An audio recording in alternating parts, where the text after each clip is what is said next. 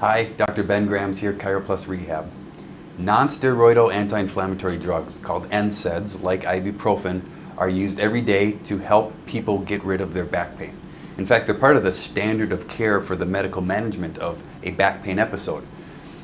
But what if I told you that there's a growing body of evidence that shows that these meds may not be worth the risk that they carry? And I'm not talking the risk of the side effects that they have with your stomach, liver, and kidneys. No, the risk I'm talking about is that it's being shown that the use of those medications can take a singular back pain episode and turn it into a lifelong disease called chronic pain. There is a recent study that just came out. In fact, it just came across my desk last week that I want to share with you. So if I've piqued your interest and you've got about 5 minutes of time, just stick with me. I think you'll appreciate the content.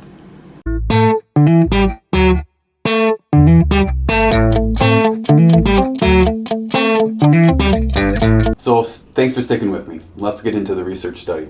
This is actually an article from the New York Times, and this is what piqued my interest initially. The title is, "Common Medications Can Prolong Back Pain When Overused." As a chiropractor, I thought it'd be prudent that I read that study, and so that's what I did. And I was honestly surprised by what I read. So let's dive into it. So it was published in the Journal of the Science Translational Medicine in 2022. So this is basically hot off the press. First standout comment: the transition from acute to chronic pain is critically important but not well understood. So what they're talking about here is, why is it that some people, when they have a back pain episode, it tends to clear out, and other people, when they have it, it sticks around for a long time, if not for the rest of their lives. What they're saying is that that link between an acute episode and something chronic is really important, but it's not well understood, so it hasn't gotten figured out.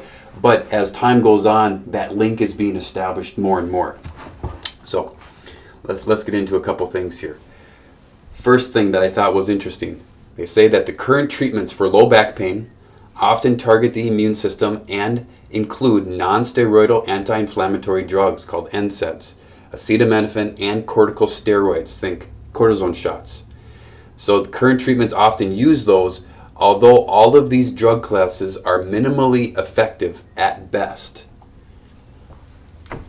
You might be asking yourself, well, how come everyone I know is taking something like that? Or how come every time I go to the doctor's office, it seems like I'm being prescribed the medication? And that's a great question, and I don't have a good answer for that. But part of it is we have to understand that big pharma has a big influence on the messaging of what we're told. I mean, you can't watch TV without being told that, hey, it's okay to take something for your pain every day. It's no big deal. That's not necessarily the case. Let's move on. So what they did in this study is that they had 98 patients who had an acute low back pain episode, and then they had a follow-up visit 3 months later. What they found at the first difference is that at the first visit there was no difference between the expressed genes between the two groups. And the two groups of people are labeled R and P. The R group is the resolved group. So their pain went away, and the P group is for persistent pain. Their pain didn't go away. So the first observation they made was that at the first visit there was no difference in the amount of gene expression. So what does that mean? So stick with me on this. Once you have an injury, like let's consider your muscle fibers, they tear. That causes a release of chemicals to be released, which then cause other cells to come into the area to begin the repair process. Whenever we see a reaction like this in the body, genes must be expressed in order to get the cells to do their job. So gene expression is really a measurement on how active the cells are, or what cells are being activated. Okay, I hope that makes at least a little sense. Now, second, by the time of their second visit, more than 1,700 differentially expressed genes were detected between the R and P group. Stick with me. A total of 1,700 genes remained expressed in those with resolved pain, whereas in those with persistent pain, there was no changes. Okay, so you might be thinking, Doc, what in the world does that mean? Here's what it means. In the group who had an injury and then their pain was resolved, they had a higher response with inflammation than those whose pain didn't resolve. So stick with me with this. You have an injury and it hurts really bad, meaning that a bunch of chemicals are being released and you have a bunch of cells that are being activated, and you don't do anything to interfere with that. That injury and the chemical release causes your body to spark a healing process. That's what they found. Now, in the group whose back pain did not go away but instead was persistent, they were injured, but their body didn't respond fully. So instead of it going up with pain and then going down with pain, it only responded a little bit and then it stayed that way. That's a very important link for what the researchers did next. And really they asked themselves the question, well, if we know that the body has to go through this up and down cycle in order for a back pain episode to be resolved, what does it mean if we interfere with the back pain episode to try to feel better in the short term? And this is what they found.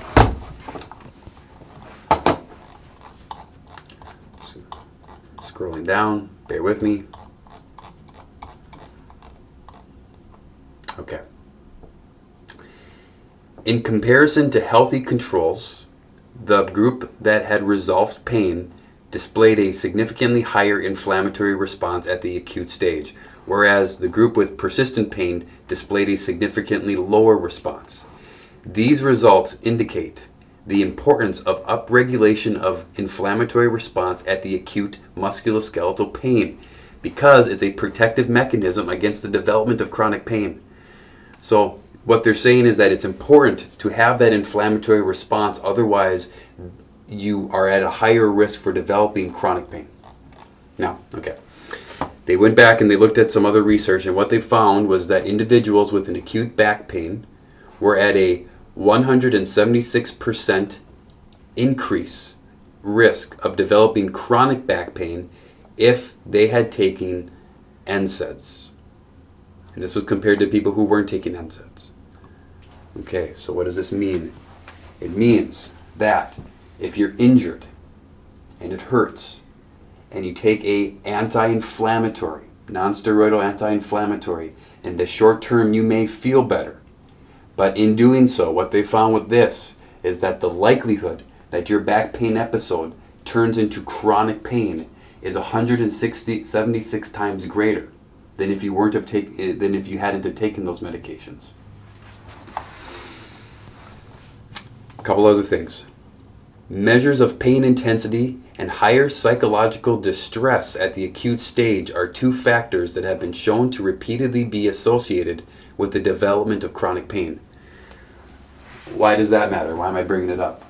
Well, first, think of this. Higher psychological stress with an acute back pain episode increase the likelihood of that episode turning into chronic pain. So, I'll be frank, we've had people come in here, grown men, who've had a back pain episode, and they're crying. They're in distress. They can't work. They can't power through it. A severe back episode is really scary. Sometimes you can't move. Maybe you feel like you have lost strength in your legs. I've had people come to me and say they're really scared that they might have broken their back, or they have some fear over cancer causing these types of back pain episodes. This is one of the reasons why I think it's so important that you have a chiropractor in your back pocket.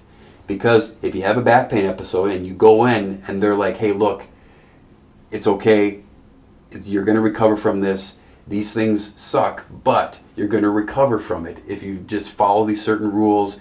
Watch out, don't trigger it by doing these things, and you're going to be okay. That relieves a lot of the psychological distress of the episode, which lowers the likelihood that that episode turns chronic. Now, the second thing they're talking about is the measures of pain intensity. Basically, what they're saying is that the more intense the episode is, the more likelihood it turns chronic, which is another reason why you should have a chiropractor in your back pocket for back and neck pain episodes. So if you're having an episode, don't wait and just let the pain fester. That's not smart. You should get in immediately, because there are things we can do to get the pain levels down, remove the intensity off of it, which then lowers the likelihood of it developing into chronic pain. So you see, it's all about how are you stacking the deck. Is it in your favor for a healthy resolution of the episode, or is it going to turn something into more chronic? No. We're almost done, so bear with me. In the discussion, in the resolved pain group, several thousand genes were found to be expressed over time, whereas there is no difference in the persistent pain group. Thus, our data suggests that active biological processes protect from transitioning to chronic pain after an acute pain episode. We found elevation of the inflammatory response at the acute stage in pain, at the acute stage of pain in subjects with resolved pain, which was decreased by the time of the second visit. Conversely, subjects with persistent pain did not show any changes in their inflammatory response. What they're saying is that when you have the back pain episode, the inflammatory response should be supported and not interfered with. That's what they're indicating. And the problem with non-steroidal anti-inflammatory drugs is that they help you feel better because they interfere with inflammation, but it also interferes with the natural healing process of your body. This is a bit technical. I hope it made sense. And so obviously as a chiropractor, I'm not necessarily prone, or I don't lean in the direction of medications for back pain episodes. I think there are better ways to handle it. And so a lot of the things that we do here, in fact, all of the things we do here, and this is probably true for chiropractors across the board, is that we aim to work with your body, not override it, and help your body optimally go through its inflammatory process versus interfere with it. So how do we do that?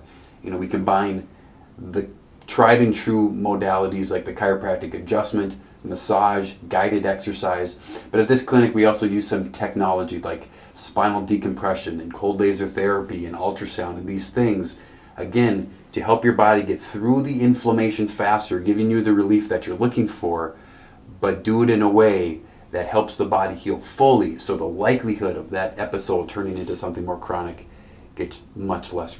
The likelihood is reduced. If you're interested in finding out what we do, maybe you're dealing with back and neck pain and you want my opinion on it, just call or click right now. We'll be happy to get in contact with you and set up an appointment.